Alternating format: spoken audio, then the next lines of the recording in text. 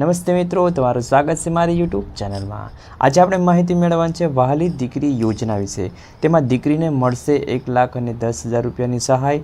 અરજી કેવી રીતે કરવી, ઓનલાઈન કરવી, ઓફલાઈન કરવી, યોજનાની તમામ માહિતી તમને આ વિડીયોની અંદર મળશે। વિડીયો એન્ડ સુધી જોજો, કોઈ માહિતી રહી ન જાય, કારણ કે આ વિડીયો તમારા માટે મહત્વનો બની શકે છે। વહાલી દીકરી યોજના એ માત્ર એક સરકારી સ્કીમ નથી, પણ દીકરીઓ માટેના ઉજ્જવળ ભવિષ્ય તરફનું એક પગલું છે। શું તમે જાણો છો કે આ યોજના હેઠળ તમારી વહાલી દીકરીને 1,10,000 રૂપિયા જેટલી મોટી રકમ મળી શકે?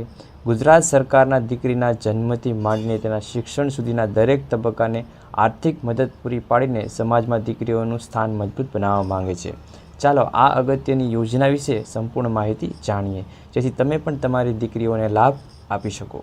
વહાલી દીકરી યોજનામાં આપણે હાઇલાઇટ જોઈએ, એટલે કે મહત્ત્વની બાબત કઈ છે તે આપણે જાણીએ। તેની કુલ સહાય તો 1,10,000 રૂપિયા, જે અલગ અલગ 3 હપ્તામાં આપણા ખાતામાં આવતી હોય છે, એટલે કે દીકરીના ખાતામાં આવતી હોય છે રકમ।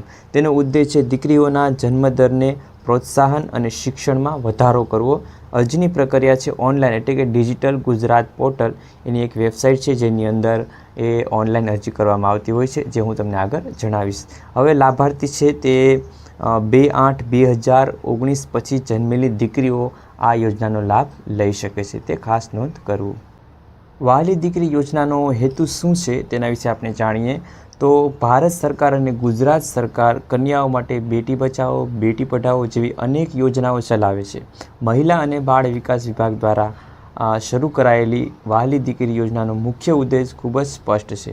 આ યોજનામાં દીકરીઓના જન્મદર વધારવા, તેમના શિક્ષણો માટે પ્રોત્સાહન કરવા, બાળ લગ્ન અટકાવવા અને સમાજમાં સ્ત્રીઓનું સર્વાંગી અશક્તિકરણ કરવા આશયથી બનાવવામાં આવી છે। આ યોજના થકી દીકરીઓનું શિક્ષણ અટકતું નથી અને તેનું ભવિષ્ય સુરક્ષિત બને છે, એટલે કે તે ભવિષ્યમાં આગળ વધી શકે છે, તેનો મુખ્ય હેતુ છે।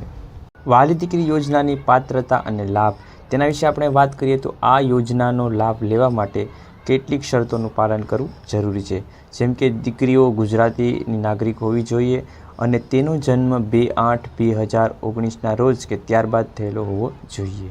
સૌથી અગત્યની વાત એ છે કે માતા પિતાની વાર્ષિક આવક ગ્રામ્ય કે શહેરીને 2 લાખથી નીચે હોવી જોઈએ।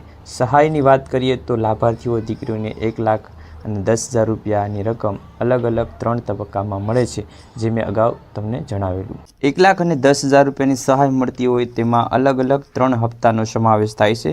તેમાં પ્રથમ હપ્તો છે ધોરણ 1માં પ્રવેશ વખતે અને બીજો હપ્તો છે ધોરણ 9માં પ્રવેશ વખતે, જ્યારે છેલ્લો એટલે કે ત્રીજો હપ્તો છે 18 વર્ષની ઉંમરે ઉચ્ચ શિક્ષણ અથવા લગ્ન માટે। આ રકમ દીકરીના શિક્ષણ અને આર્થિક સ્વાવલંબન માટે મોટો ટેકો આપે છે। આ 1,10,000 રૂપિયાની સહાય, જેમાં અલગ અલગ વિભાગમાં 3 હપ્તા આપેલા છે, જ્યારે 18 વર્ષની ઉંમર થાય ત્યારે તેને 1,10,000 રૂપિયા પૂરા મળતા હોય છે। આપણે હવે અરજી માટેના જરૂરી ડોક્યુમેન્ટની વાત કરીએ તો વહાલી દીકરી યોજના માટે કયા કયા ડોક્યુમેન્ટની જરૂર છે, જેમ કે દીકરીનું જન્મ પ્રમાણપત્ર, માતા પિતાનું આધાર કાર્ડ, આવકનો દાખલો, લગ્ન પ્રમાણપત્ર અને સંયુક્ત વાર્ષિક આવકનો દાખલો। હવે ગુજરાત સરકારે સોગંદનામું રદ કરી અને સ્વઘોષણા એટલે કે સેલ્ફ ડિક્લેરેશનની પ્રક્રિયા દાખલ કરી છે, જેનાથી અરજી કરવાની પ્રક્રિયા સરળ બને।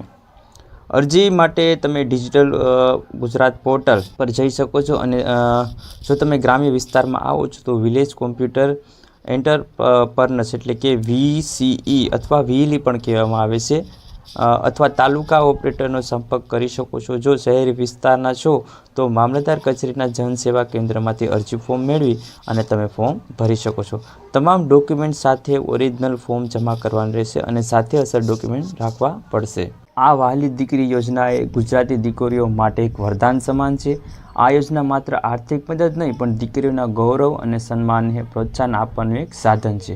જો તમે ઉપરની પાત્રતા ધરાવો છો તો જરા પણ વિલંબ કર્યા વિના તમારી વહાલી દીકરી માટે આ યોજનાનો લાભ લેવા અરજી કરો।